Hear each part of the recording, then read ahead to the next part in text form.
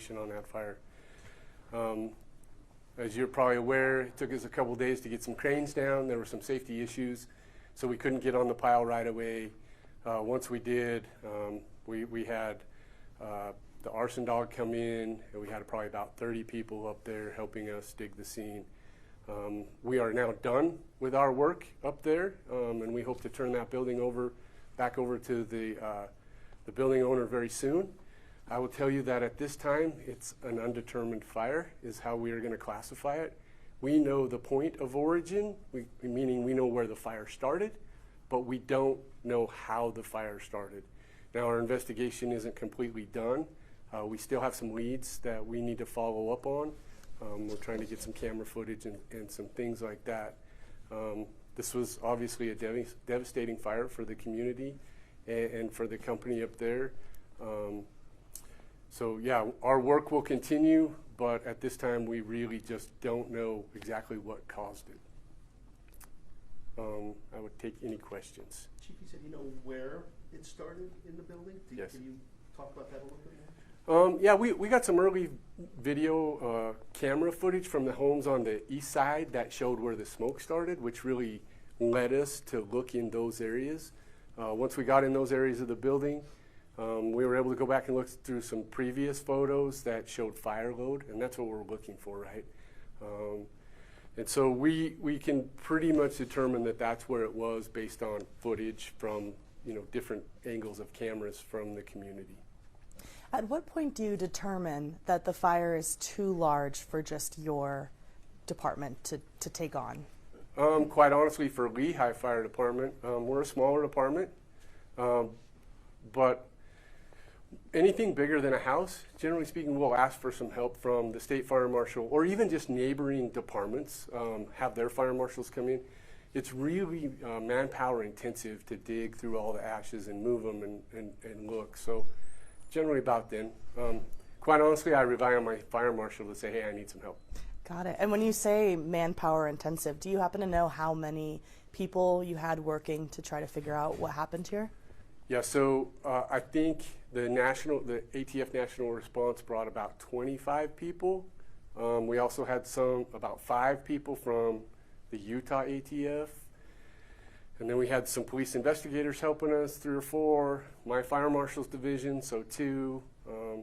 So what is that, 30 to 35 people total working on this fire for the last week?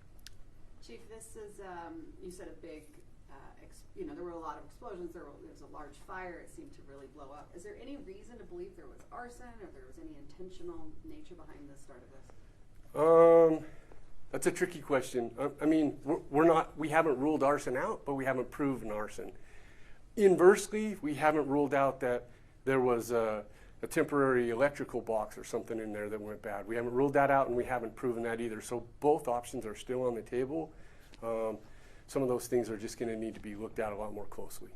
What still needs to be done to determine or to get closer to a determination?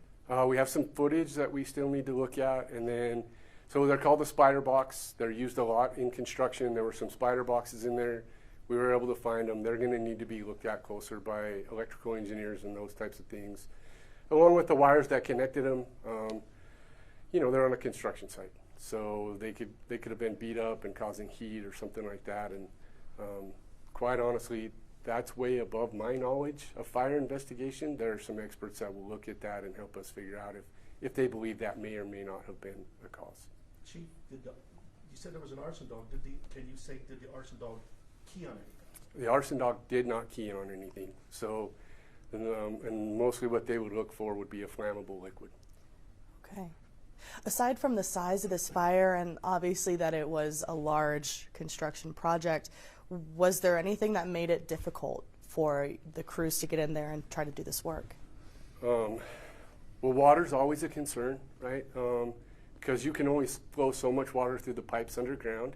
And this was a large fire, but getting close to it because it was super hot made it challenging. But really just the water. We had great access. I mean, it wasn't in a heavy populated area. It's standing out there by itself. But I just keep going back to water, right? For us, it's what we call the battle of the BTUs, right? The fire's putting out BTUs, And we got to put enough water on it to absorb those and some to knock the fire down. And we were just having a challenge getting that much water on it. And what does BTU mean? British Thermal Unit. So it's a measure of heat. Okay. Sorry. Chief, with today's event, what Yes. were you hoping to convey to the public, or where we stand with this investigation? Just first of all, I wanted to thank the State Fire Marshal's Office, the ATF, and Lehi PD, everybody that helped us with this.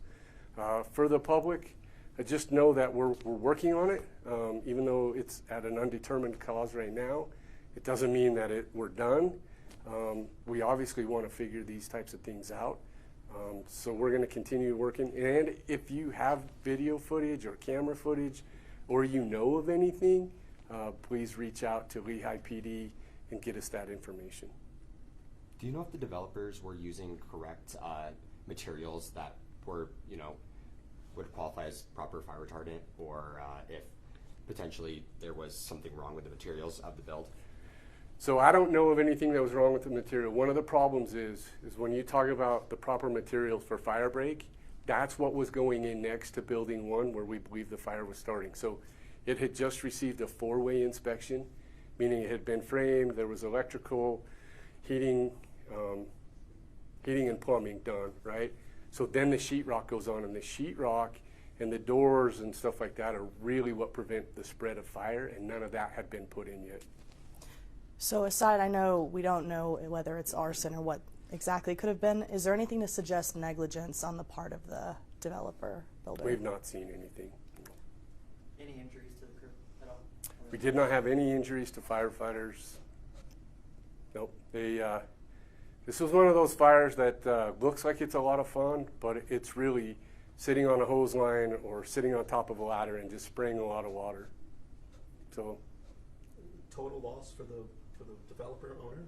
I believe so, yeah. And we're still, the other question I think is coming is how much? We don't know. And let me explain why we don't know.